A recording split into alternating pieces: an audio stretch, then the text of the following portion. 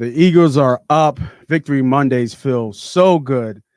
And Dallas sucks. Oh, man, what a Monday. And Nick Sirianni, the best coach in the NFL, and I'm standing by it. Let's go.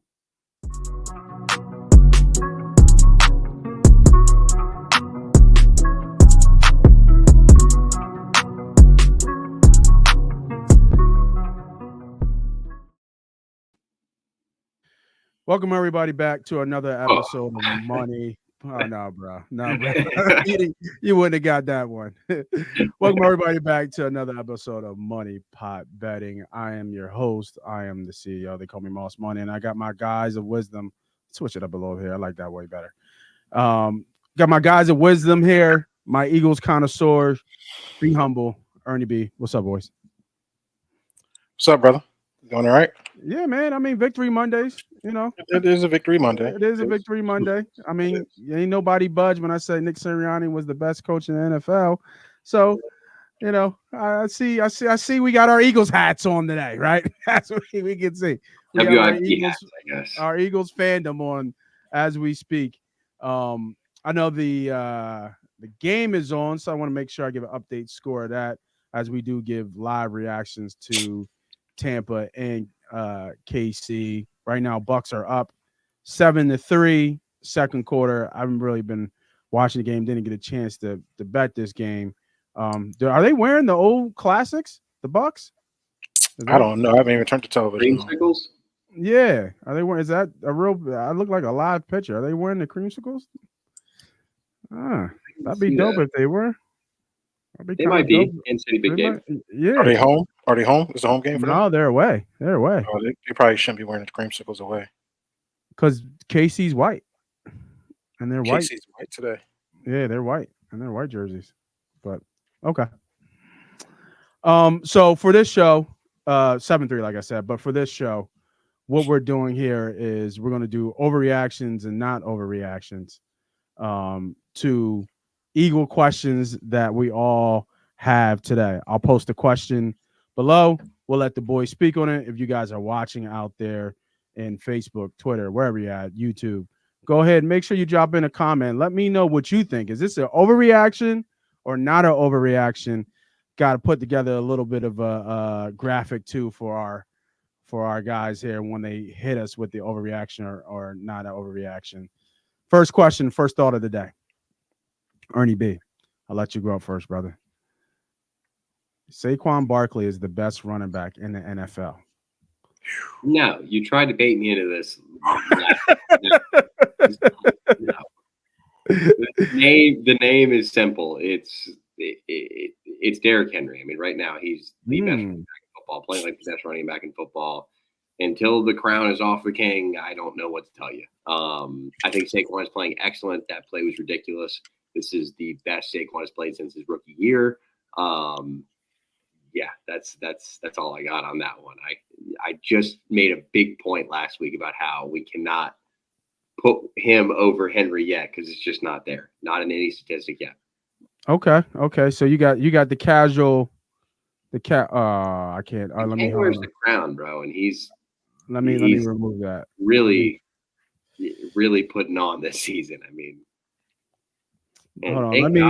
We didn't sign him. Yeah, let me. I didn't think that didn't work out the way I wanted to. I got a casual, casual like no, we're not overreacting. If you remember, I made a point about this last week. I was just like, look, man, I can't buy the banter there. It's just not. It's not there. He's playing awesome, but not. I mean, Henry's just doing what he's doing. Yeah, let me switch up the view real quick, right? Put it right here. And then I'm going to hit you with the casual line you just dropped for me. Just casual. We just going to casual put away. It's casual. Just clean. We just clean. There's a clean, casual clean. A nice little golf ball. Okay, that's our casual drop. All right. Humble. You are up next. Same question. Is this a statement, overreaction, or another casual putt? Yeah, man. I'm not sure me and Ernie B gonna agree to many things tonight, but This might be one of them. I think it's an overreaction. Overreaction. I do think that Saquon had the best play of the year, probably the best play. It definitely should get an award from it at the ESPYs because I think that was a play we've never ever seen in football history. I don't think we ever seen anybody do a reverse hurdle over somebody as clean as that, or even try that. I think it was a clip that he did do some type of spin move with the Giants. It looked like something similar, but it wasn't Penn as State. clean as this. Penn State was close. In Penn State, right? Yeah, So I Penn think State. we know he's a hurdler. It was not as clean as the one. But Yeah. God, right, exactly. I mean, the ball, his hands touching it was just crazy in a moment off a spin move. That was the best play right now so far through the season. I don't know who can top that. But as far as saying he's the best running back in the NFL, I would put him number 2 right now because I think the impact he's made on the Philadelphia Eagles, as we all thought he would be, if he's behind a good O-line like he is now, we're seeing that. I think he has through 8 games, he has 6 of those games over 100 yards or something close to that. Yeah, A few he's close enough on touchdowns. the rack. Yeah, a few touchdowns that was stolen from him in our scheme with the tush push. So he probably should have more touchdowns than what he has right now. But Derrick Henry, man, he's the best running back in the league. He's pretty much unstoppable. He just had his 100th touchdown. You got to give the crown to him as far as being the best right now because he's playing like it. But Saquon's a sturdy number 2, and he carries the best play of the game of the year right now. All right. So we got an overreaction. Thank you, Giants. Thank you. We appreciate you, Giants. Overreaction. Let's go.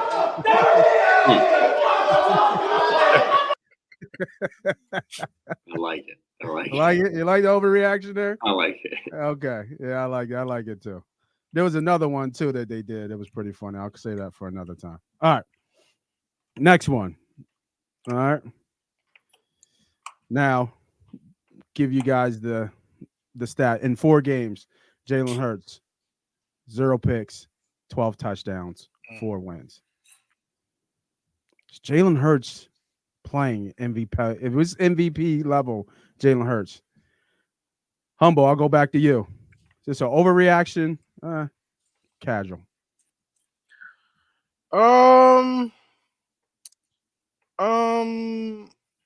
It's one of them things where things I preached on the last time I was on the show, guys, about the scheme and the strategy and putting the ball on the ground and being more of a run first player and putting him in position to be more successful. I think that's what we're seeing right now. I think we're seeing him with the 12-0 interception ratio.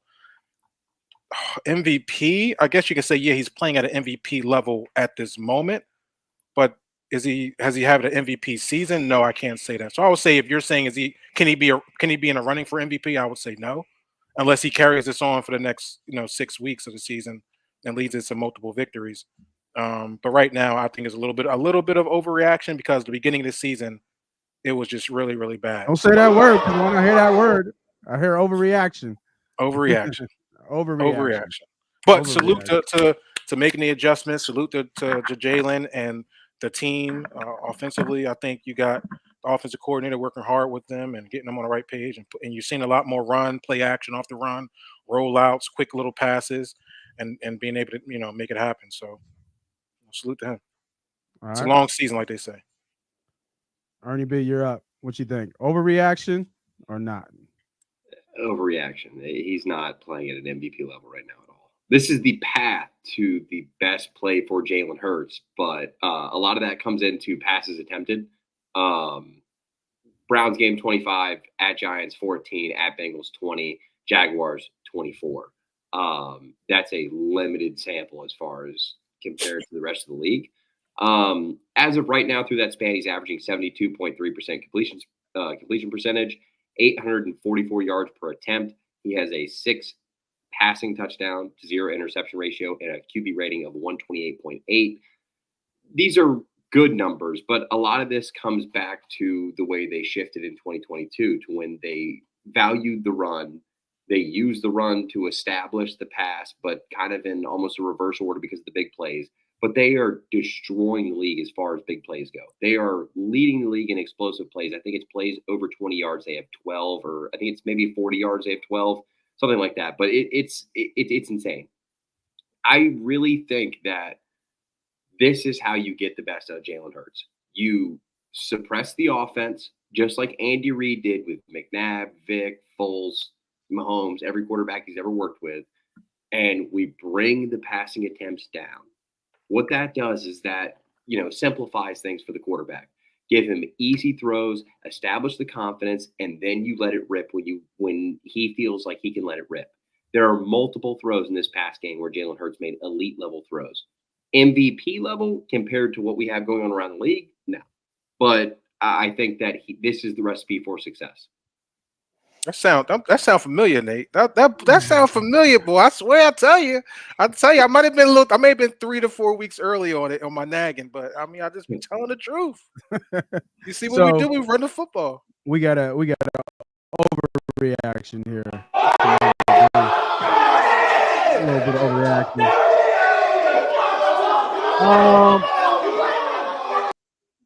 Where do I sit here? I don't think it's an overreaction at all. I'm casual with this one. I'm gonna go on the other side, and the reason why I said that is because the way he started the year with those turnovers were just, you didn't think that they were going to, survive. And somehow I've never seen a flip like that. Now, it could be, we get into this a little bit later about the competition that they've been playing, has been up to par. But I mean, you still got to go out there and perform on the field. And he has been doing that. 12 touchdowns, no picks, looking like that old Jalen. No turnovers. Not even that's just picks. There's no turnovers. No picks, no fumbles, nothing. And in 12 touchdowns and 4 wins. It's casual, man. Casual on the green. We make buckets, shake people's hands, and go about our business. Casual. You know what I mean? We don't even look back. Not an overreaction for me to say that he's playing at an MVP level. All right. I like it. My guy, Marcus, Mr. Marcus, Coach Marcus. Hurts not an MVP level yet, but it's loading. I got the colors on, Coach. My man Marcus at Pro Fan Talk. Ex-Eagle running back, by the way. Salute. Yeah, man. So shout out to Coach Marcus coming on, chiming in. All right. What we got next? Okay. So let me run down the scenarios here. I only took this one because I think that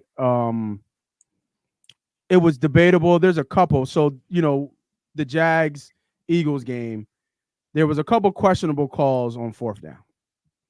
I think there was 3, right? They went a couple. 2. You said a couple? I'm not talking about the 2-point conversions. Okay. I'm talking about. We're not going to group all those in. We just want to. No. We're not talking about the 2. I'm talking about the 4th down. Okay. Right. There was 3. There was 3 4th downs. This one I'm in particular talking about is the one that happened at the second quarter. They were 4th and 3. Jags were on the 22nd, 20. I can't even say the word. 22nd yard line. The Eagles went for it and did not convert. They could have kicked the field goal there. Analytics per se says that they should have kicked the field goal. Ask you boys of that particular 4th down call. Ernie B, I'll go back to you. Do you think that was the best call there, or they should have kicked the field goal? They were up 10, I think. They were up 10 at that point. 10-0. I would have kicked the field goal, but I personally don't invest millions of dollars into an analytics department that determines a bunch of that. So, I mean, this team invests heavily into that department. That department does a lot of work for them, and they have had a lot of success from that department before. And some could say that the run to the Super Bowl had something to do with the balls of the organization. It's all numbers driven. They're going to go for it more than they're not. Mm-hmm. And it kind of defies the cash allocation to Jake Elliott as far as my general manager cap goes, but that's about it. He's still one of the best kickers in the league. I would utilize him more than they do. It's just that when it comes down to the right decision, wrong decision, it's all subjective because they're just going to base it on the result, and that's how they're going to react to it. So until, I don't know, you could say it compounds or whatever, I just don't think the organization is going to – they would rather have it this way than not. Okay. So was that you think it was so bundling up all the fourth down calls? Do you think we're overreacting to this? No, Or I'm calm as can be. The fans are going to be the fans. They're going to react this way. It's just they need to understand that the organization itself pumps millions of dollars per year into these numbers of figuring out whether or not 4th and 1 at the 39-yard line in the second quarter with 3 minutes and 27 seconds to go or whatever is the right decision. Like they thrive on that. So okay, take that as you will. yeah, no, I will. You're millennial and you're talking AI. So let's go to the old dog with the feel. Do we have a feel for the game? Is what we're trying to talk about here. 4th and 3, up 10 on the 22nd yard line, right there. Be humble. Tell the people. Was that a good call to go for it here? Because it didn't work out. Because if it works out, it's a different conversation. As obviously, just an overreaction. So let's just break it down. I opened the show by saying that was probably going to be the only thing me and Ernie B is going to be agreeing on is the Saquon Barkley argument. And to his flight on answering the question, he said himself that he would kick the field goal. Yes. But then he also said he's not overacting and that the fans would be the fans, but he also disagreed with the play call, which is understandable because I think the world don't think that was a smart play. And it's clearly not an overreaction. Analytics, you invest in millions and millions of dollars in analytics, get your money back. Get your money back because it ain't working. And what I've learned is that doesn't even matter. Matter of fact, analytics told his ass don't go for it later on in the game for a 2-point conversion because 18 points versus 17 points makes no difference when the other team has 0. There is no analytics to that.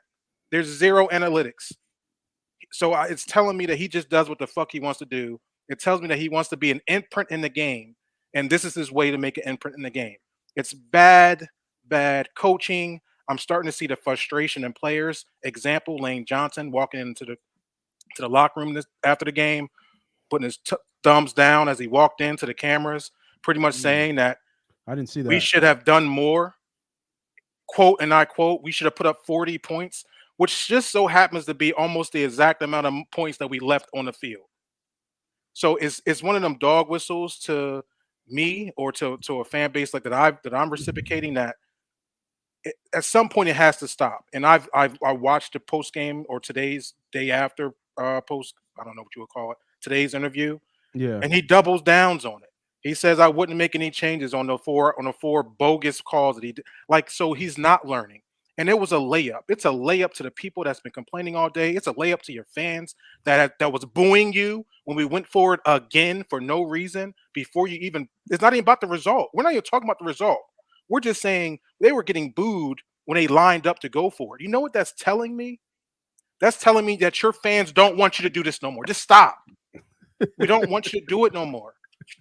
Please. He Please. hears you. Please. Just you were doing great when you were just stepping away. You did great. So what I would say, I'm sorry, I'm getting a little. I'm going around the situation. I hear you, brother. So 4th and 3, I would kick the field goal, but I'm an old school guy, and I think football needs to be played the way football needs to be played. I'm seeing these new coaches that are wannabe and analytics are destroying the game and these teams. Seattle, an example, 4th and 2 in overtime, and you go for it without taking the 3-point. It's all over the NFL, and teams are suffering from it. And the Philadelphia Eagles has now escaped 2 to 3 games on our dumb decisions by our head coach. I can name the top of them was a Saints game. Yes. The Saints game was one of them. We got lucky. And now this game against the Jags that we allowed a 22-0 lead that should have been 24-0 squander because football happens, meaning turnovers, a bad call here and there, which switched the momentum of a game. And we got lucky because they got to the 17-yard line, right? To potentially win that football game at late in the game.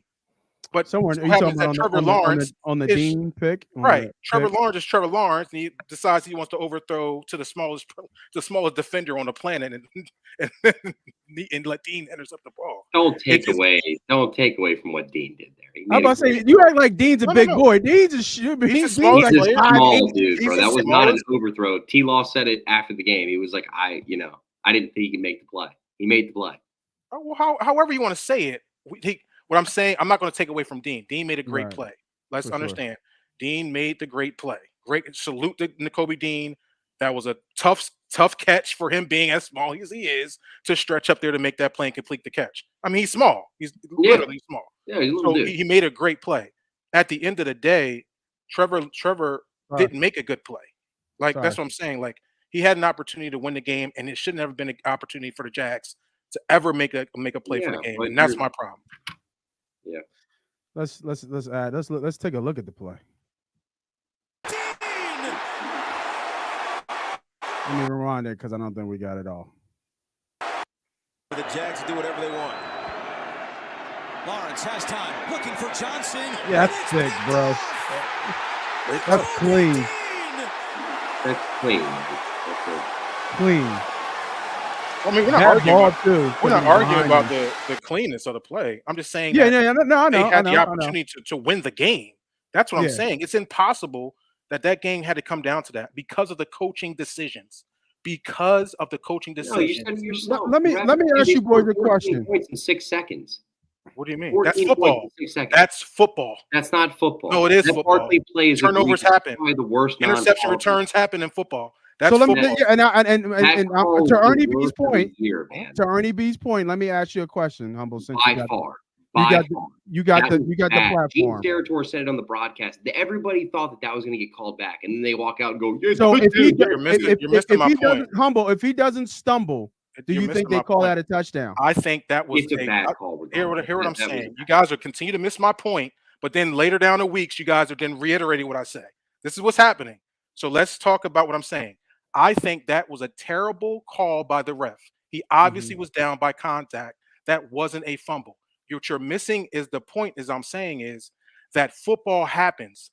It could have been a tip pass, interception, return. It could have been another fumble that could have changed the game.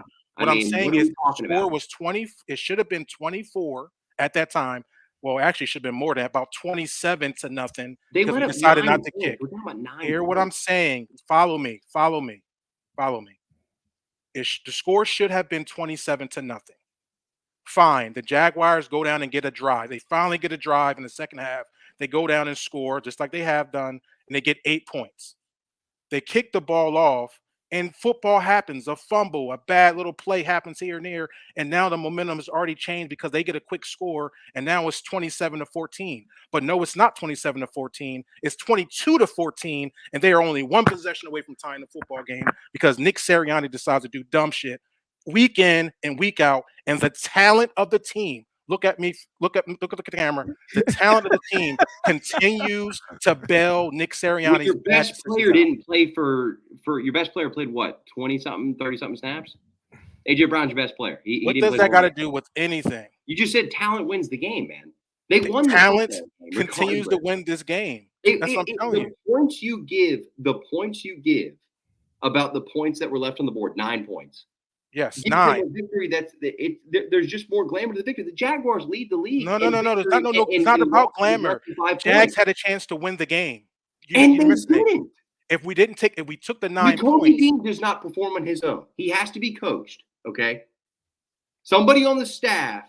He didn't just see all this. Let me ask you. Okay, Ernie B. Should the Jags have had a chance to win the game? The Jags have had a chance, like I said. No. Answer the question. Should the Jags in this game have a chance to win the game? It's football. Shit happens. So you just told me there's no such thing as or you told me that football doesn't happen because you don't fumble. No, I actually made multiple cases where I said football does happen. Like I said, you just told me that 14 points real quick doesn't happen. You told me that. No, I said you said that.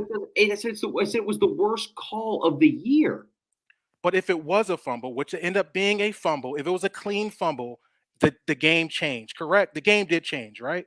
Yes, Of course they 14 gave Right. because they seconds scored. highly changes Correct. Yeah, the they game. scored on the But the play. game became a one possession game versus a multiple possession game, which it should have been, which changes the dynamic. And your head coach 8 continues to do points. things that makes no sense. You're up. You could have been up 17-0. Tell Ernie B, you're an analytic guy. Explain to me why you go for Not two. really. I just Okay. believe in Well, math. explain to me why you go for two when you can be up 3 scores. Explain that. Explain it. Because they were offside, so you got to the 1 No, yard no, no, line. no, no, no. Let's stop here. Let's stop there because let's go back. They tried every time. They tried to get him offsides for some reason. They went out there to go for two. Remember that? They went out there to go for two originally. They tried to get him Draw offsides, them offside. and they didn't. And they didn't. And they tried it, and they They tried it. go to kick the field goal Yeah. like they should have, and then they go offsides. So we kick the field goal and successful. You take points off the board to go for two. Tell me for what? What does 18 matters to 17? If Andy Reid was doing this, you wouldn't be saying anything. That's the only I thing say it say, all like, the time. That's one thing you don't know is I talk Yeah, about no, this he stuff all the does. time. Yeah, he does. I'm He does. very critical of coaching aboard. I just told you about Seattle. I just literally told you about Seattle in my last segment. Mike McDonald's a first-year head coach. I'm about that. So it's like, tell me why you do that. Tell me what you don't. Any coach, because you are more. I mean, dude, because you are more. it's okay not to have an You are answer. more likely to score. Like you can get back those points more likely in the league now.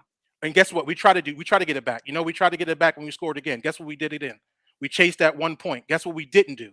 We got it. Now it's 22 points. So now we lost points again. And you know what that does? It gives that bum ass team on the other side, the Jaguars, more opportunities to close the lead. And what happens? They had an opportunity to win the game at the end. And that's all they need. And if we play a good team, if we play any good team like that, we're losing. That's a fact. Well, yeah. Thank God we're playing the Jags.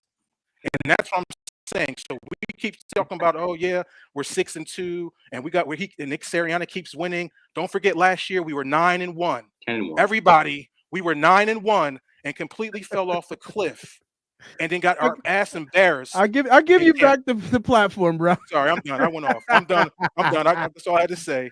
I'll continue to say this. People will follow me later when it's all over, and they're like, oh, no, Nick. we gonna take that fire Nick shit off, man. Fuck out of here. And then Nick we trust, baby, and Nick we trust. All right, sir. I'll go ahead. So Walk off that cliff. woo, I like it. So we were on Nicole B. Dean, right? We did do a little a thing about Nicole B. Dean. I thought this was an interesting thing I thought of when I was kind of coming up with some of these overreactions and not overreactions. And I think we've seen the youth movement in this defense. Beautiful. Oh, absolutely. Youth movement. Some of these guys are starting to come around. AKA not Nolan Smith, who got trucked on that on that kickoff. But Jacoby Dean starting to come around. Cooper looks like he's a stud. And you don't even talk about Mitchell anymore at this point. You know what I mean? He just does his thing and shuts it off. But I wanted to say something because I think Nakobe had his shot. Cooper's coming around. You're missing a big piece in our defense. Who? Zach Bond has been balling. His Yeah, ass but off. he's not. Bond has been balling. He's not a rookie though. Okay. I'm sorry. You're talking about the young fella. Yeah, I'm talking about the rookie. Technically, he's a rookie to playing inside linebacker. Definitely is. He is because he was an edge guy. He was an edge rusher. That's yeah. Even that's if pretty sick. I forgot, but he's having a Pro Bowl season. He's having a Pro Bowl season. He's having a Pro Bowl season. He's everywhere. It's been a long time since the Eagles had a Pro Bowl linebacker. Long time. I can't remember what.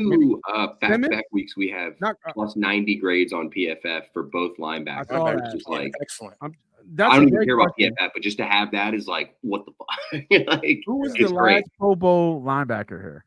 I got a fun one. It's can you guys name the last time we had two starting linebackers with an interception in the same game? Two starting linebackers with an interception in the same game. Wow. Woo. Gotta be Joyner. Joyner was on there. Gotta be Joyner. Joyner. We always have covers at linebackers. We never had like cover guys in linebacker. Hold on. Who was with Joyner? I know Seth Joyner had an interception. I'm not going to get this. I'll tell you that right now. It's not Joyner. It's it's not Joyner. Is it more recent or older? 90s, Buddy Ryan. The year is 2000. Oh wow. So that's what Trotter. That's Trotter's error. No, So Trotter that's wasn't here, was he? yeah, 2000. In 2000? Yeah, that's Trotter, and that's Ike Reese. Who was that outside linebacker? That's what I What? can't think of. Ike Oh, was Reese it only played Bradley? special- Sean Bradley? No. No, it's Bradley and Trotter hold wasn't on the on. same. And Ike Reese didn't play. He played special teams. He never really got on the field.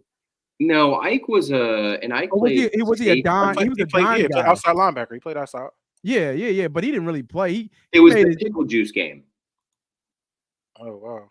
Oh wow. Yeah, I Dallas. don't know. Anybody out there in the 2000 comments? Brother? Dallas, Well, and that's it Trotter was, though. That's Trotter. Trotter's a pickle. Trotter Jr. or Trotter Sr. and Hemmons, Carlos Hemmons. That's a good guess. I forgot about Sean Barber. I forgot Smitty. about Sean Barber. Yeah. Trying to think. 2000. That's a good question. Sean Barber. Yeah, Sean that's Barber pretty was. good. Oh, Deani Jones? Was that way before? No, that's a little later. That's a little bit later. Yeah. When Donnie Jones came, I think he came with the Sean He Bradley. was a pretty decent Yeah. cover. He was fast as hell. Yeah, he was. But to your point, man, N'Kobe Dean, salute. Like I said, I wasn't trying to throw shrapnel at him. Great play. I think he's been playing well. I think Zach Bond's been balling. Well, go ahead to the question here that we got here, or is it an overreaction to say N'Kobe Dean is a bigger impact right now than Cooper? Cooper DeJean? Of course, there's only one. No. Cooper DeJean is actually the biggest impact of the defense. I think once we've inserted Cooper DeJean back there, I think that has now changed our whole defensive approach. So both of you agreeing, just casual putt. Yeah. Dude, the one play we played dime. Did Just you watch how they targeted Maddox? Yeah, that's true. Right off the bat, and he was a hair behind. It's okay to lose it as a veteran, man, but he has lost it. He has nothing to offer to this defense. I hate to be that blunt with it, but Avante is there's nothing left. I thought Rodgers looked a little rusty. Yeah, Rodgers didn't look. I think somebody said this, that the way Rodgers played that game, it made you appreciate Slay a little bit more. I've always been a big Slay fan. I would agree. But Rodgers, I would like to see more reps for what we have for the future.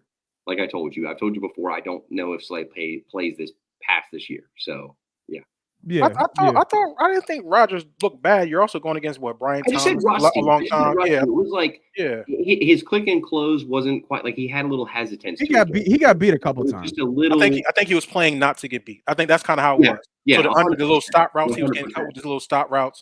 So I think he wasn't really trying to play to get beat. Brian Thomas beat him with like a Brian Thomas. Come on, Brian Thomas. Brian Thomas's feet are ridiculous. Right. That was whatever. But DeJean, I mean, be humble. I cannot agree with you more here. This dude was plug and play the best decision that this team made for sure at any position. Yeah. Any position.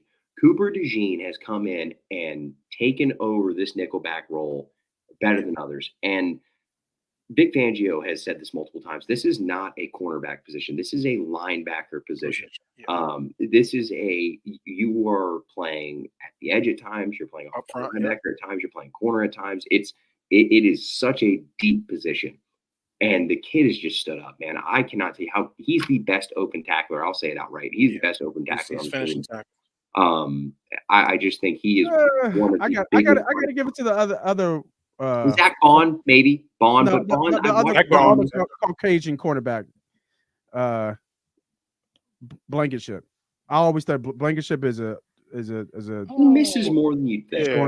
He misses a lot more than you'd think, and it's a lot of those like he's trying to pile drive somebody and just flies by. Like he's got a lot of those. I feel like he's a short tackler, bro. He's very crash out. I feel like he's a short tackler. I'm gonna be honest with you though, Nate. I'm gonna be honest with you. I even think more to the Cooper DeJean thing. Mm-hmm. I think the defense, like even Blankenship and others are looking back at Cooper like, God damn, I gotta let you ball. But you know what I mean? It's like he's almost grasping the breath of the defense because he's just all over the field. It's very similar to Zach Bond. Zach Bond is obviously the inside linebacker. He's flowing.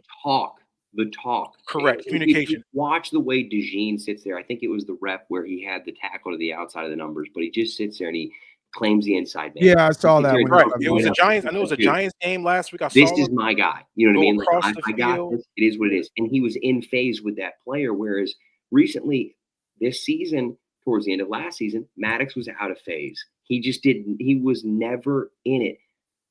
Cooper DeJean did not shut down Jamar Chase. I don't give a fuck what anybody says. You cannot make that statement. Can you say that he was in phase on multiple reps? Yes, you can. Yeah. And that is all I need to hear from my white boy Nickelback out of Iowa that is out here, just Cooper DeJean doing his thing. Like, this kid is – Quignon has been special, and I don't want to take any praise from Quignon because he really has – he did not play press in college, and he is playing press when they ask him to, and he is doing what he needs to do. Quignon and Cooper, their success and their development to this point is the best case scenario for the Eagles, like by far. This is huge development for them. Yeah, I think I'll go back to what the homie Smitty said, man. I think this was a pretty decent statement. Best, young quarterback duo we've had since Lito and Sheldon.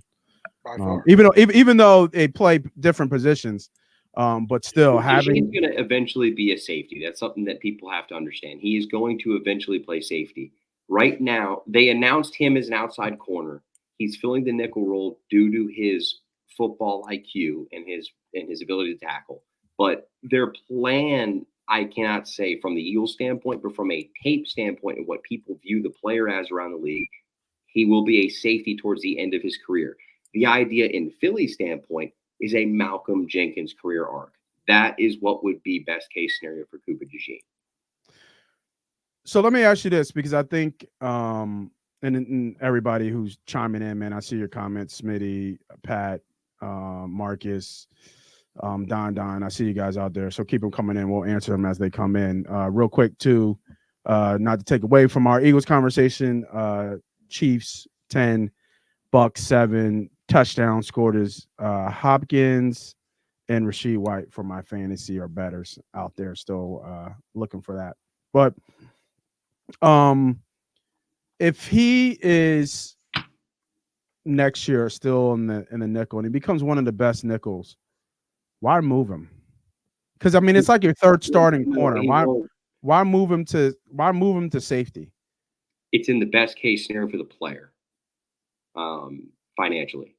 Nickel is well underpaid compared to safety, and the move just makes sense. Like I said, think about Jenkins. When Jenkins came out of Ohio State, he was an outside corner for New Orleans for a couple years, and then eventually he was just transitioned to safety, and it was seamless. I see the same transition for Cooper DeJean. Greg Cosell has also talked about this, so this is kind of like a, within NFL circles, this is known. He will be a safety for this team at some point. The Gardner Johnson versus Blankenship role, I don't really know. We don't have that much invested financially into either player long term, so it's up in the air. The secondary, though, I think, to just interject real quickly, I do think that in their eyes, Keely Ringo or Isaiah Rodgers taking that outside role, Mitchell steps up, and then that role opposite where Slay would have been, where Mitchell is playing now, would be open to a Rodgers extension or a Keely Ringo stepping up if he can stop, mauling each receiver he defends. Okay. That's a good point. Ringo, I don't know if Ringo got bad feet or something. Ringo's another player that I would love to see the transition. I'm not a Ringo fan. I don't like Ringo. Smitty, I feel like Ringo played the DeJean spot. Maybe after DeJean figure out what he going to do with DeJean, but outside he struggles outside. I like Eli Rogers. I think Eli's going to be okay out there. But yeah, man, Cooper. Is it Eli Rogers? What's his first name? Is it Isaiah. I'm sorry. Okay. So I'm looking at Eli Ricks. Eli Ricks. Yeah, no. Ricks is a player they value too. So yeah, Isaiah Rogers. I like Rogers out there. I think he was good in Indianapolis. And I think he's done okay since getting back off his injuries or whatever he was coming back from. So gambling. He's gambling. Yeah, he couldn't play for a year. But fun fact: the Eagles couldn't communicate with the player like at all during the time. They could just talk to the agent. So it was, there's inverse conversations there that are inevitable, obviously, to the Saquon situation. But the dude has a lot there. Good tape, and he's done a lot in the community so far as a person. So I feel like the biggest thing we're missing right now, and I hope we get something in a trade deadline, is just an edge rusher. I don't know who's out there that we can do. I just think we're missing that one piece. I think I mentioned comes on here and there, but I feel like we're missing that, especially deep in the games. Yeah. when we are controlling it and we're running that semi-prevent defense. We get pressure within the game, but when it's late, I just keep seeing teams just going down the field easily to kind of catch or get that last minute touchdown and put them back. I mentioned Zadarius Smith, and apparently the Lions are hot. The Lions are on him, yeah, and he's going to go there. The name that I like right now is Dalvin Tomlinson. I say say fuck it, add to the inside of the line. This is a defensive tackle out of Alabama in Cleveland right now. I think New York to start, Minnesota second, Cleveland now. I'm not quite sure the career arc there correctly. I know it's Alabama to New York, and then from there on. But we're talking about a big body guy that's going to take snaps off of Jordan Davis. That is a 1-year rental. He's in the last year of his contract. I just, instead of a Robert Quinn, I would like a Dalvin Tomlinson. Robert Quinn is still playing? What's that? Robert Quinn is still playing? No. Saying like a Robert Quinn. Oh, I was about to say, shit, Robert Quinn is still playing. That's crazy. Kevin Byard was last year. They're not gonna. I don't see them adding to the secondary at all. When is the when's the trade? Tomorrow, right? Yeah, the trade deadline really tomorrow. Oh yeah, tomorrow. Great day. Tomorrow. Nothing going on. We might as well. Yeah, I'm about to say nothing happening in the world tomorrow. Nah, nothing happening. But I think we need to be buyers. I would love us to be buyers, and hopefully that we're hitting the edge rushers. I don't get any word. I know the one thing that is going to hold us up is that there's a couple O linemen that are being floated around right now. It's Cleveland Browns Jedrick Wills and New York Giants Evan Neal. You talking about Wilkes, the first round pick, Wilkes? Yes, Jedrick Wills. Oh wow, being floated around right now. They're selling everything, huh? Not necessarily, just taking calls. But no Myles Garrett. That's never happening. That's never happening. I don't know why. I don't know where. I feel bad for Myles. I wish Myles can get out of there. He's a Cleveland guy though. The way when he speaks about Cleveland, it sounds like I'm going to be here for life. Type talk. Myles. Yeah, that's what I get. That's just the feel I get when I watch him speak. He's not. It's not even that. Like they're not. From what I understand, they're not moving anything with him. What about Crosby? Do you take a shot at Crosby? Do you go out there and look at him? Nah, I think he can. I think the owner came out and said, like, "Yo, we're not trading Myles." This is a very dull trade deadline for, I think, just the Eagles in general. I mean, Baron Browning, who got traded to the Cardinals today, that was a guy that could have potentially come to Philly. Like, what's the Cardinals? I mean, I guess fun fact: Bryce Huff played like 6 snaps yesterday. So. Well, Sweat has 5 sacks in 4 games, so he gets he gets hot. That's how Sweat is. He'll disappear, but then next thing you know, he'll get hot and get a sack. He goes on. He's a stretch player. He's a streaky player. But like I think to both of you guys' point, we don't have anybody, i.e., Reddick, go get the quarterback when you need it. I got one for you guys. Don't say one for you guys. Cameron Jordan. New Orleans just fired their head coach today, Dennis Allen. I did see that. And if there is he not like another BG though at this point? Well, but that would be the point. Is if you couldn't get an interior lineman like Dalvin Tomlinson, then the idea would be that Cam Jordan could be a stand-up / hand in the dirt defensive lineman for you, which is exactly what BG is. Did you hear about this? I know you're pretty close to. Huff is not on the block. Huff is on the block? Smitty, where'd you hear that from? Yeah, what did we get for that? His dead money. We just signed him, Smitty. We want to get rid of him. Jesus. Oh, God. What charges move Mac? No, they won't move Mac. Mac would be and Chargers is fighting. They said that on National NFL Network. That's not. There's no way. It's all speculation. There's no way that, like I said, there's no. Palazzo said it. Really? If I'm wrong on this, that's how we just throwing stuff out. That could be if there's any truth to that, it's that the team is open to taking calls on will you bail me out of a bad contract, but that's not usually how the NFL works. They missed. The league knows they missed. So this guy, shout out to Pat Sweeney. I do a show called Santa Boo First. Patrick. Water. If you guys love water.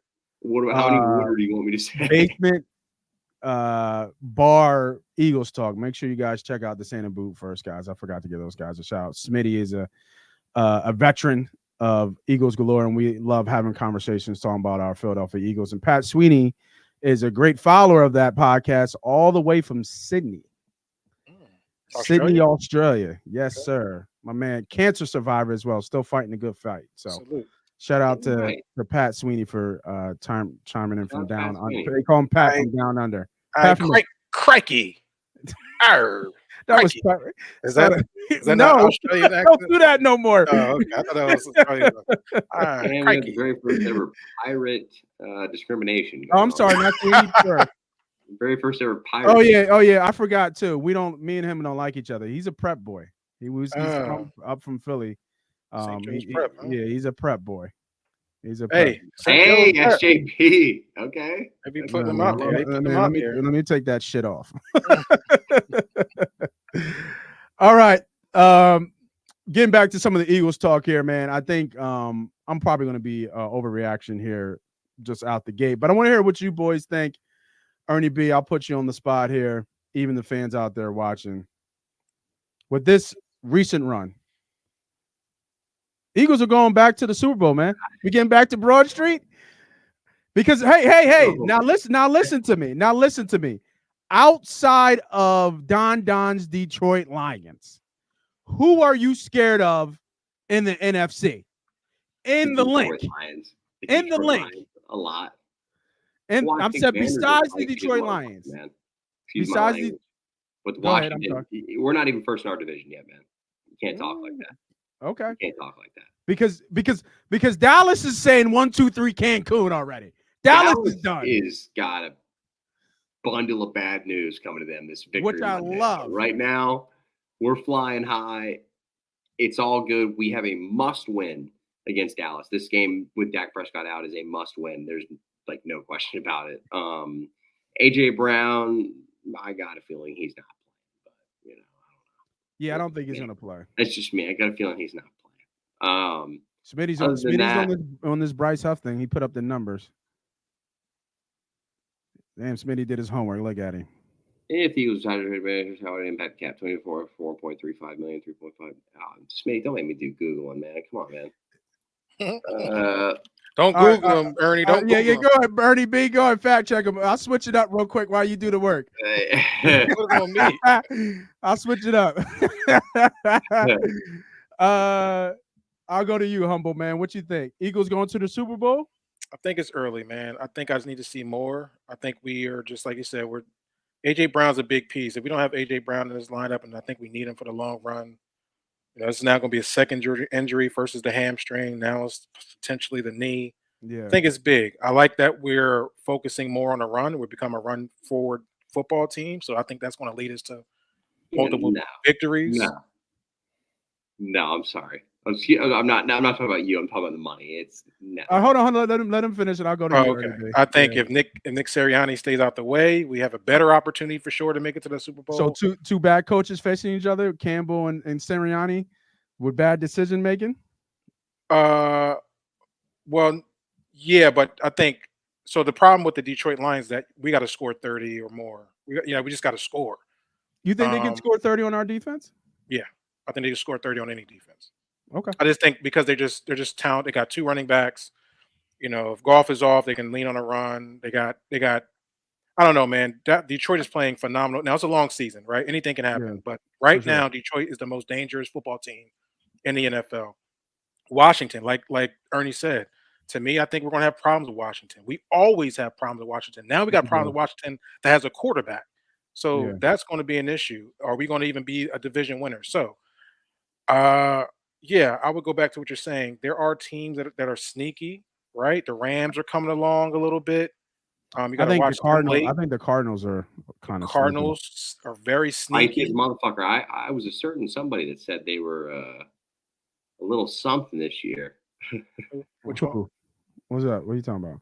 I said the Cardinals would be feisty. You're like, oh, Cardinals fucking suck. What are you talking about?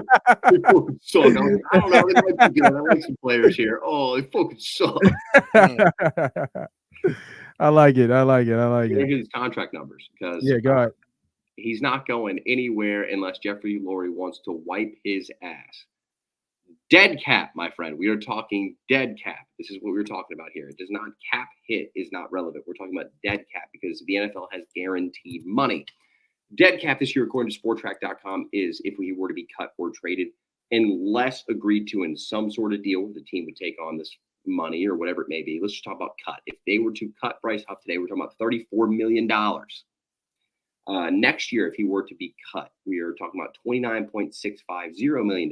Then in 2026, they have an opportunity to get out of the contract, and they would still have to eat $22.139 million in order to get out of this deal. This is exactly like when Howie extended Alshon Jeffrey out of context. This is a bad contract. It will fuck the Eagles. It is already fucking the Eagles.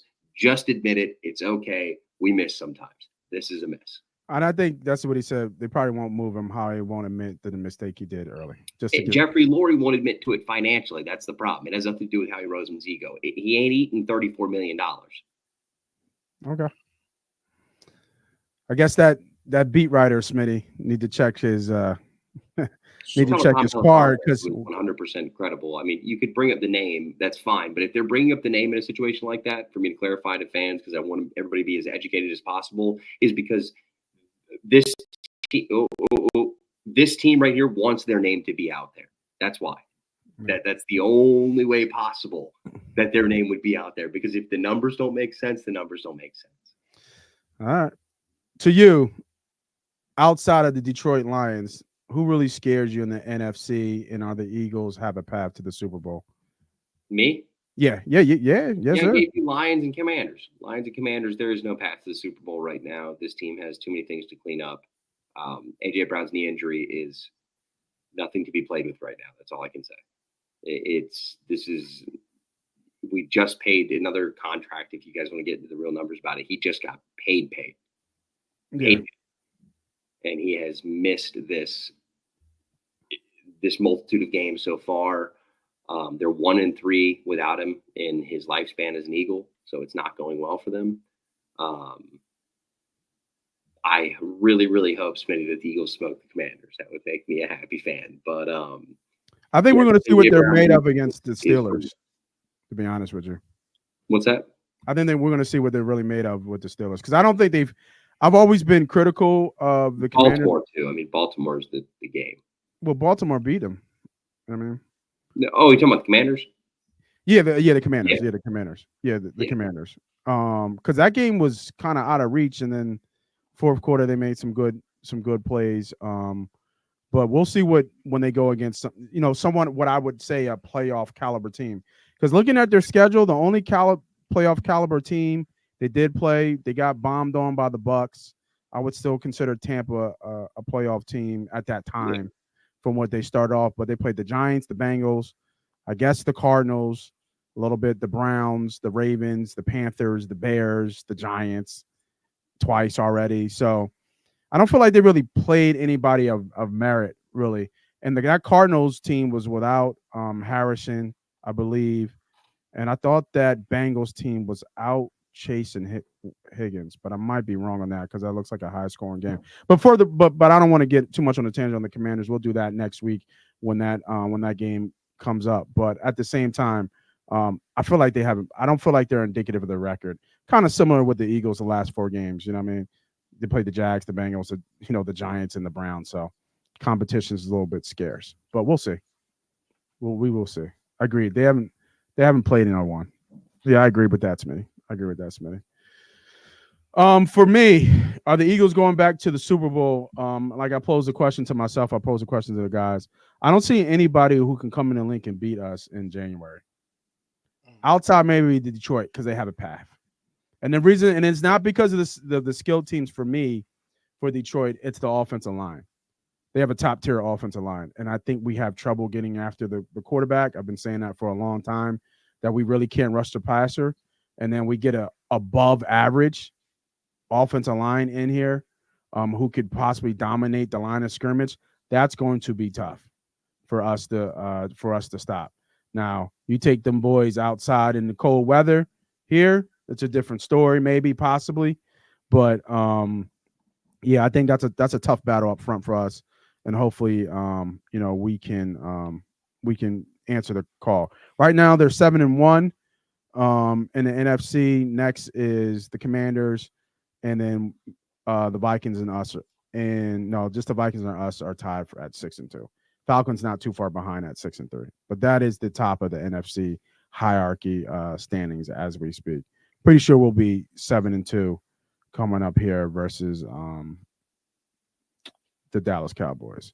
But I'm looking at Detroit's next couple games at Texans, Jags, Colts, Bears, Packers. Yeah, their schedule is kind of a little bit soft. They got the Bills at home, at Niners with CMC should be back, and then home for the Vikings. But season might be wrapped up by that time too as well. So. Don, them damn Lions. Listen, man. Once again, I was ahead of the curve with the Lions too, boy. Nate, let them know. I said it 3 years ago. I said the Lions on their way. Boy, oh boy, have they roared. Yeah, roared to nothing. All right. Roared to nothing. No Super Bowl appearances. They ain't roared nothing. Hey, they got close. They was one game away. Close. Yeah. 1 game away. Close ain't good enough. That is true.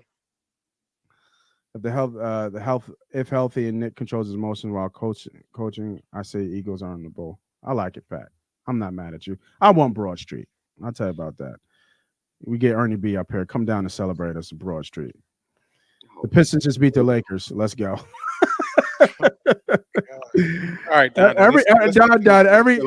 Everything with Detroit, Don is on, man. How are the Red Wings this year? Any good? They haven't been good in a while. They ain't been good in a while. All right. I don't think they've been good. I remember it was a time they were just dominant. Man, I was like, I was going to say the Red Wings used to be winning. Yeah, that's the only thing that was good in Detroit for a while. Actually, no, the Pistons had their run. Both late Bad Boy Pistons and then the yeah, come on, Bad Boys 1 and 2. What was Rasheed Wallace? Early 2000? Was that that team? 2003. Yeah, was that early 2000s with them? They won 2, Pistons? right? Did they win 2 with the Pistons? No, 1. Yeah, they won 2. I thought they won. Rasheed Wallace? No, it was only 1. And Ben Wallace. It was only the 1. That's all that hype from that one team. What you mean? It was Ben Wallace and Rasheed Wallace, Phillips, Richard and Hamilton, Flip and Rip, and who was the tall light Phillips, Prince, Trajan Prince, yeah. They only won 1. I thought they won 2. I'm gonna double check, but I believe it's only the 1. I thought they won 2. I don't remember it being 2. Bad Boys won 2. Yeah, the Bad Boys won 2. Yeah, I was about to say. Speaking of basketball, yeah, I think you're right. I think Nate's right. I think they only have 3. I guess is PG making his return today? Is he playing? 2004. That was it. What I say? 2003? It's 2004. They won. Yeah, 2000. You said 2003. Yeah. 2004. I don't even want to talk Sixers right now. And don't want to talk Sixers. Yeah, we got a lot going on, man. We definitely got a lot going on. Looking real bad. But good news, I think Paul George supposed to play tonight. Did he play tonight? Yeah, I was about to say, is Paul George playing tonight? He's supposed to. I don't know. My TV hasn't been on yet. So. I don't want to hear it. The Bad Boys won 2. Okay. All right, Don. Thanks for the fact checking. Man, I feel like we give so much love to that Pistons team, and they only won 1. I thought they won a couple. I thought they won at least 2. Well, they weren't supposed to win it. That was a team that just kind of came out of nowhere. Oh, well. Patrick Sweeney's right, and B was right in what he did. And B was absolutely right. Absolutely.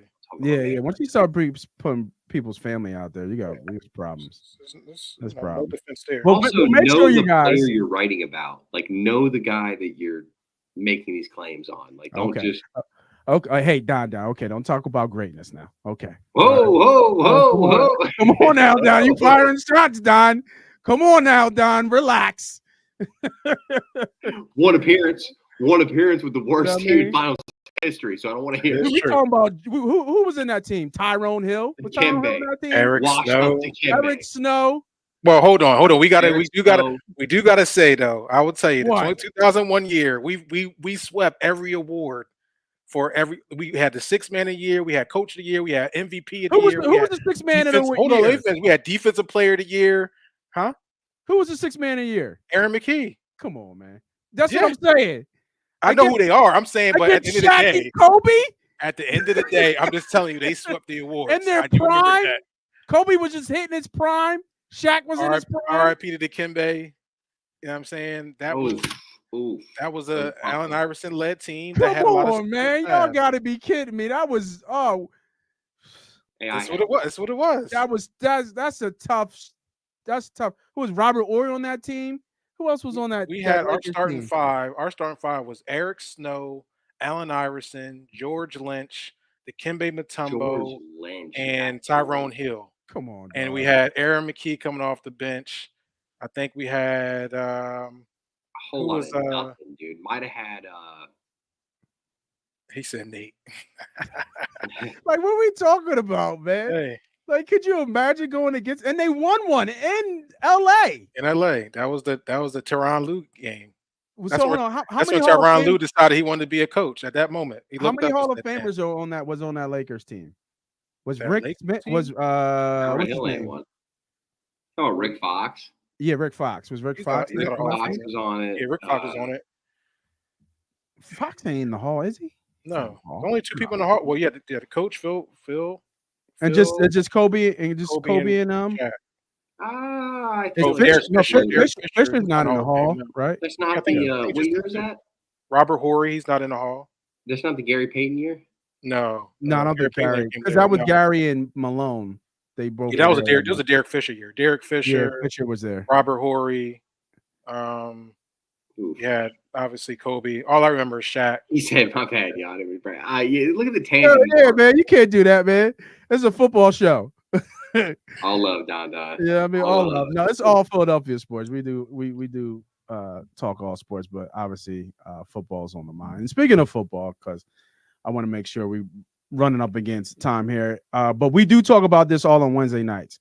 So if you guys are out there, if you're not following Money Pot betting, Wednesday nights we do all this kind of hot topics, late night talk. I'm pretty sure everything's going to be crazy because Wednesday night is the day after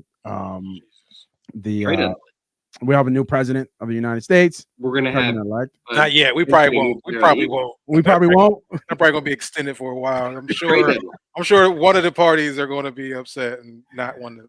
What are we talking about, guys? Tomorrow is the trade deadline. Oh, tomorrow's the trade deadline. That's right. That's right. I have one thing that's firm. There's one thing that's firm. It's a trade deadline. That's all I know is a trade deadline. All right. Okay. Well, all I know is this. And Nick, we trust. Goddamn it. And Nick, we trust. Okay. And I'll put you up here center stage because you got so much to say about this guy. Please. But this guy. Please fact check me, Ernie. 41-19. I think it don't mean a damn thing. Baldiani's 4-0. It doesn't mean nothing to you. Oh, Jesus! Don't mean nothing. Whew. Nothing. This is tough for me, man, because when I first saw Nick and he came out with the whole flower and roots thing, I was not feeling it.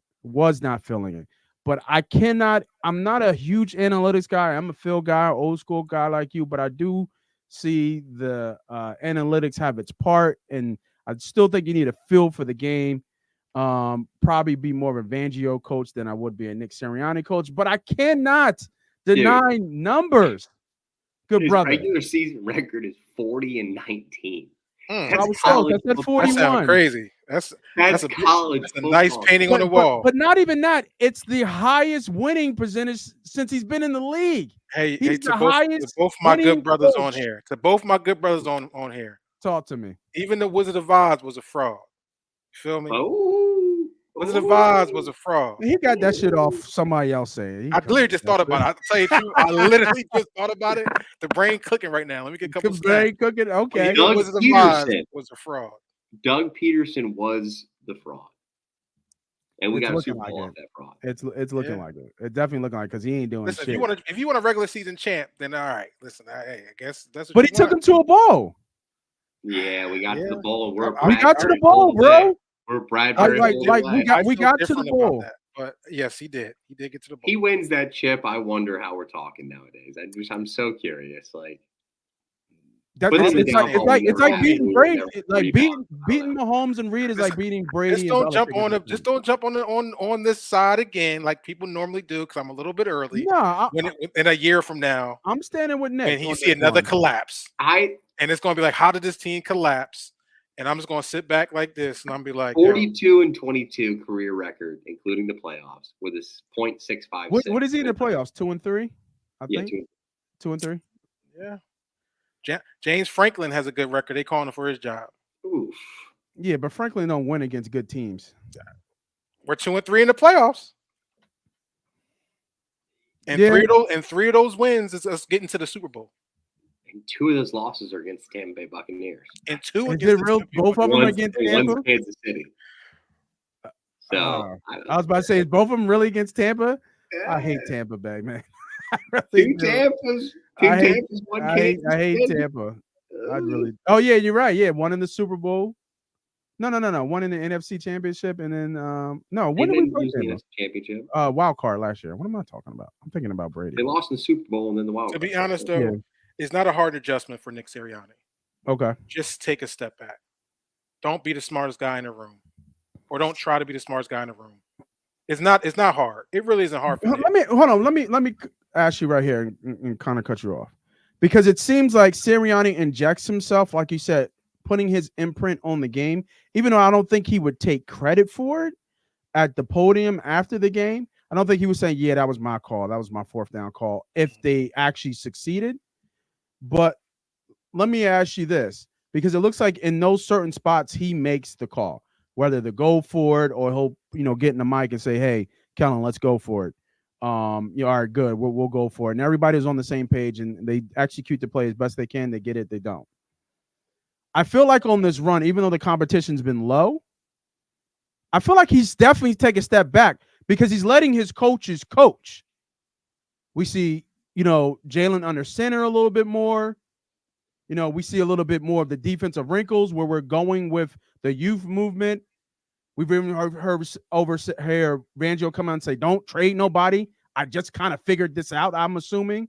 You're seeing Huff not playing a lot. You're not seeing Davis play as much. You're putting people on the field who is producing. So to me, I feel like he's taking a step back, bro.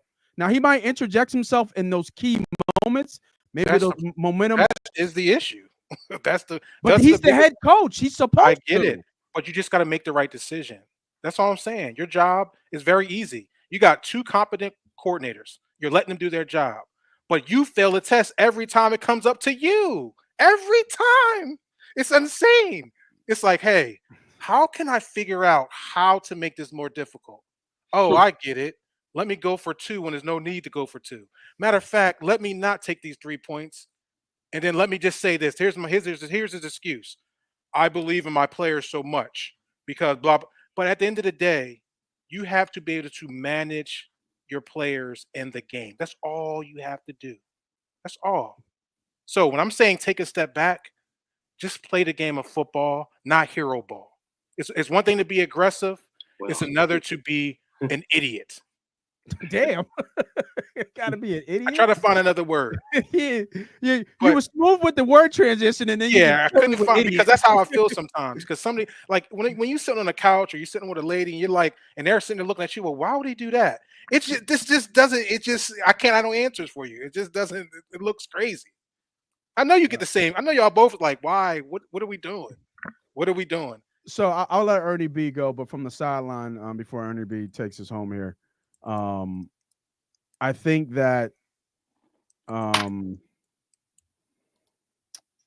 I think he's playing to what I think he's going with his gut, and he's doing what he needs to take a shit then because we got bubble guts. And then he's going with his gut. He got the bubble guts. He needs to take a shit. And then I think that he's right. I'm trusting in my players because all my players are damn near Pro Bowl players, and we saw the Smitty catch. We've seen Barkley jumping over people backwards. We know what AJ Brown does to this team, and Grant help me out, Calcaterra, I think that's how you say it, is kind of filling admirably for Goddard at this point. So you got weapons everywhere. Even Dotson had a good catch, last game as well. So good, it was great. It was a great catch. So when you have that type of offensive firepower and you're already, aggressive, this is not the first year he's going on 4th down multiple times. I think that getting those kinks out early to make sure you know what plays you got later on down in the year. Could they bite you in the ass and cost you season? Absolutely. But nobody's going to cry wolf if he hits it. Like all he's got to do, we've been here before, we've done this play, boom. You know what I mean? Give me a first down. Give me a 2-point conversion when we know it. You know what I mean? I feel like they're trying out different plays to see what really works and what doesn't, what they're good at. And some reason the push ain't working as much this year. I think they showed their cards. I think they showed their cards this last one when they tried that little read option off the tush push for the first 4th down with Saquon and a lead blocker out to the left side. That was 4th and inches. Remember that. It was 4th. The only time we don't do the tush push, we go away from it. It's 4th and inches. But we'll do tush push with 4th and 3. It got stopped twice already in the game. But they were 4th and longer than an inch. It was 4th and a finger. The one I'm talking about is the first. I believe it was the first 4th down, and they tried the Saquon read option, and it was it didn't. The Jaguars had they in my opinion dominated the interior front the entire time.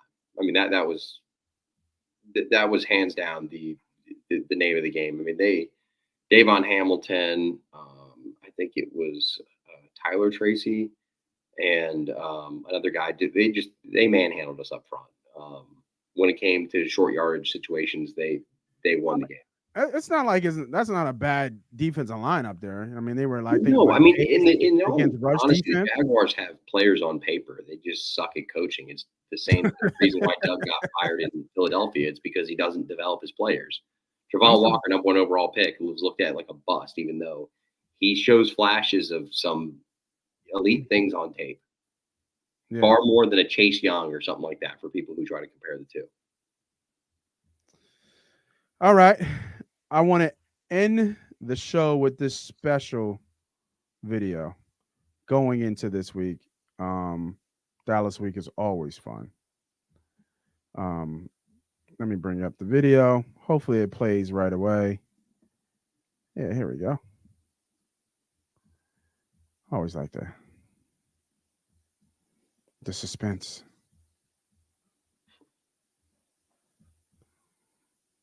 Did it even come up? A little late. Well, from us to you, Cowboy fan nation out there, I'm not sorry that your team sucks. I'm not sorry that your quarterback admitted it. Yeah, you fucking suck.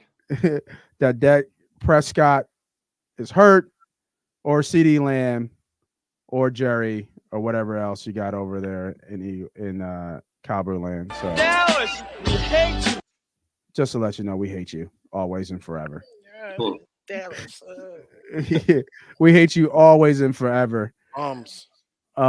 This is the Money Pot Betting crew for your Monday, Victory Monday. Stop with that shit, man.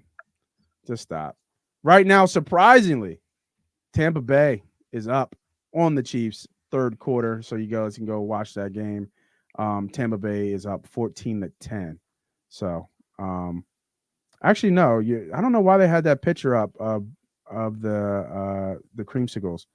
KC's in red and Tampa's in white. So fake news, Nate. What the fuck? My bad, dog. My bad. I mean, this platform is based on the truth. All right, not bad. We will see you guys Wednesday night for our great gambling show. Like I said, Wednesday nights we do a lot of pop culture talk, a lot of things happening that's going on. So make sure you guys go to Money Pot on YouTube and follow us, or on Facebook, or everywhere else. And Thursday we come back for our gambling show. Man, we had a week last week, didn't we, bro? God damn, killing it. And we will be back here Monday for another Victory Monday, because there's no way the Dallas Cowboys are beating us. I can't wait. Don't set us up for failure, boys. Don't set us up for failure. That's all I'm not setting you up for failure. No Need way. That done. Need that. Don't worry about it. We'll eat that W against Cooper Rush. We will see you guys next week. Thanks for tuning in. We're out of here.